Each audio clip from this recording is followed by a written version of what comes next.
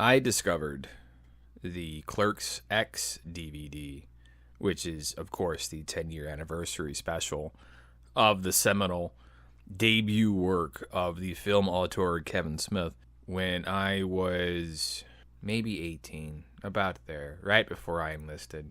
And we were living in Kalamazoo, Michigan, in one of those apartment complexes that seem to connect to another apartment complex that connect to another apartment complex. There's like an endless catacomb of apartment complexes.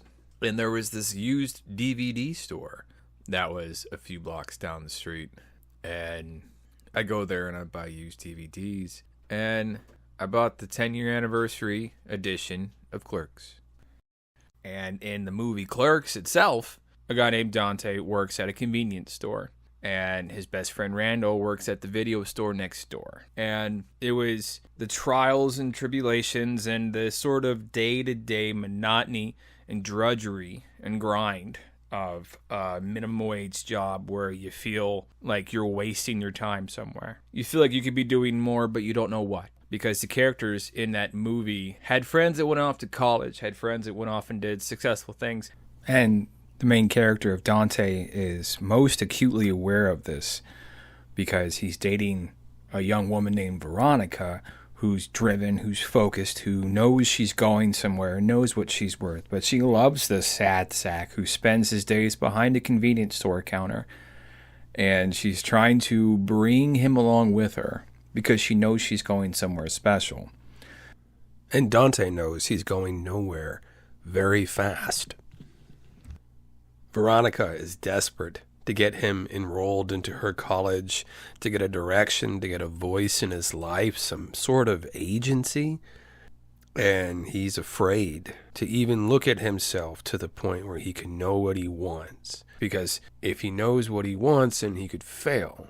And that really goes into a lot of the insecurities of your 20s, because while Dante is dating Veronica, he's having secret late-night phone calls to his ex-girlfriend, Caitlin Bree.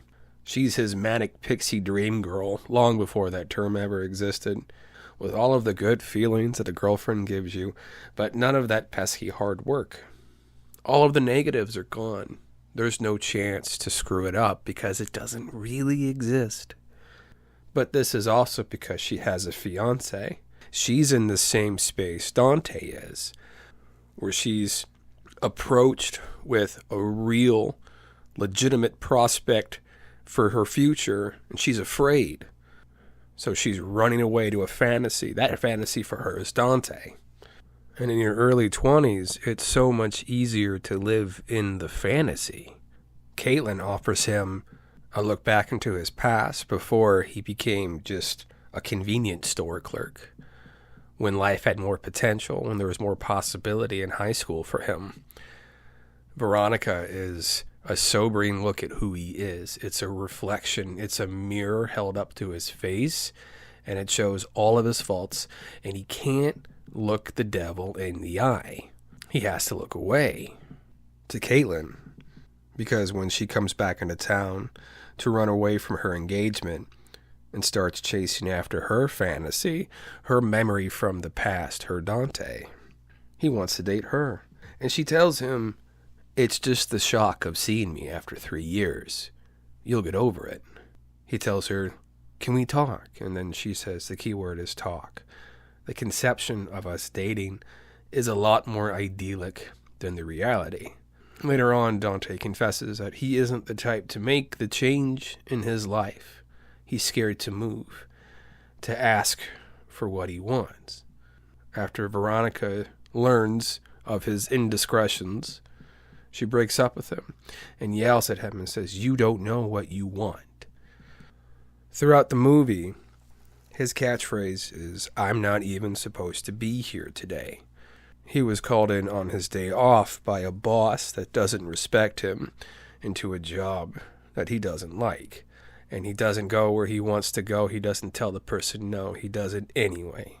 But there's a question in his statement when he shouts frustratingly to the world, "I'm not even supposed to be here today." He's not supposed to be stuck where he is. He's not supposed to be languishing behind a convenience store counter. He's meant for more. He knows in his heart he's meant for more, but he's too afraid to go looking for it. He's not supposed to be there today. But where else would he go? And at the time, this was before I enlisted in the military, I was feeling very lost, and I didn't know what direction to take. I was told that having a direction was important, but I didn't understand why. So seeing that similar sort of which way do I go, what do I do reflected in a movie was kind of nice. It was like, oh, I'm not alone here. And my brother and I would go to this little pizza shop, and then we'd take just reams of lined paper with us, and we'd write. We would just sit there and write for hours. And then we'd order more pizza and drink more soda, and we'd spend all of our money there when we didn't spend it at the movie store.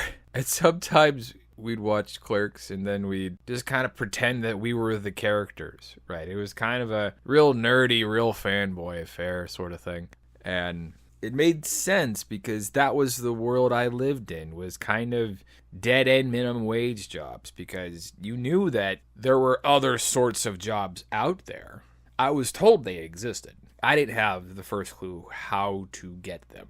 And yes, there are these broad institutions like college that sent people on their way up to the middle class. But I wasn't even in a spot where college made sense. I even went to college briefly during this time period for half a semester. Maybe I took one English class at Kalamazoo Valley Community College, and that did not last very long. So, and the behind the scenes of making the movie itself was Kevin Smith decided he wanted to be a filmmaker, and then he made it happen. And he knew it wasn't going to be perfect, but he knew it would be the best he could make it. And so he decided he was going to make it, and then he was going to learn what he could, what he needed to at Vancouver Film School. And then he came back to Jersey and then got everybody he knew and got as much money as he could get his hands on and made it on a shoestring by the skin of his teeth. And he put it out there, and he did it, and he finished a piece of art with his friends, because there's nothing better than making art with your friends. But that will go to influence all of my early work. The prologue to Veterans of the Belron War is just two people talking. It's boy meets girl in spaceport, and they have a conversation for 6 or 8 pages. There's no plot there. It was the original story I wrote for that book, and that would be a defining linchpin of my writing style for a lot of my early work. Action scenes I had trouble with, especially early on, but I had spent most of my formative youth studying indie filmmakers that told their stories through intricate prose and very little camera movement and very little action. It's all just character-based drama, people talking. That translated to most of my early work being the sort of thing that if I ever was lucky enough to do a screen or a stage production of things, you could do it with minimal set pieces. You could do it with minimal cost, really. I took a lot of inspiration from Kevin Smith and Shakespeare, to where if you're going to make something, make it to where you can replicate it as cheap as you can. And we haven't done the screenplay adaptation yet, but it's always in the back of my head. And although we're only occasional collaborators now in our 30s, in our early 20s, my brother was one of my first collaborators.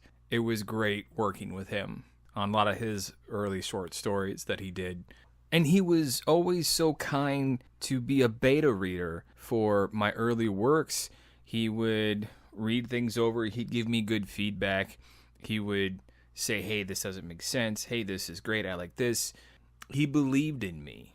And his belief was one of the pieces that helped me push the ball up the hill.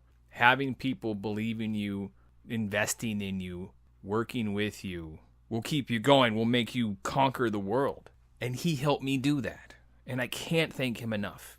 And I didn't have any money, but I knew how to write. I had a couple of good stories. And inspired by Kevin Smith's example, I collected people and then found ways to take books and bring them to market as cheaply as possible. Because if I could keep the costs down to almost nothing, then money didn't have to be an issue if I was creative enough to put the time in, find the talent, build a team, and make the art happen, bring it to market. And then if I'm smart and a little bit lucky, maybe I can make a couple bucks for me and my friends for our trouble. That was the inspiration that Kevin Smith gave me. His single-minded determinism to finish something, to create something, doesn't matter if it's going to be successful or not, just make it, showed a lot of people, myself included, that it could be done. Because I know where I came from, being an internet radio host, publishing books and comics and audiobooks and stuff, that was not in the cards. And where Kevin Smith came from, making a movie wasn't in the cards. But through sheer blind ambition and naive optimism, he figured it out. He said, you know what, I can do fucking anything. And I saw that, and I'm like, oh my God, maybe I can do anything. Turns out I can. And myself and probably hundreds of thousands of other creative people over 30 years owe a lot to that man, just as inspiration. And I'm so thankful